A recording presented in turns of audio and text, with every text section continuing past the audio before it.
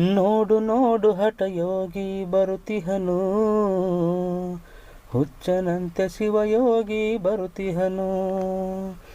ಜಗದ ಹುಚ್ಚ ಬಿಡಿಸಿ ಭಕ್ತಿ ಭಾವ ಬೆರೆಸಿ ಮನದ ಅಂಧ ಅಳಿಸಿದನು. ಬೆಳಕಿನಂತೆ ಮನೆಯೊಳಗೆ ಬಂದಿಹನು. ನೋಡು ನೋಡು ಹಠಯೋಗಿ ಬರುತಿಹನು, ಹುಚ್ಚನಂತೆ ಶಿವಯೋಗಿ ಬರುತಿಹನು.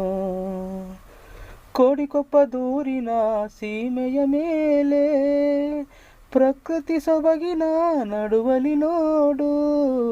ಕೋಡಿಕೊಪ್ಪ ದೂರಿನ ಸೀಮೆಯ ಮೇಲೆ ಪ್ರಕೃತಿ ಸೊಬಗಿನ ನಡುವಲಿ ನೋಡು.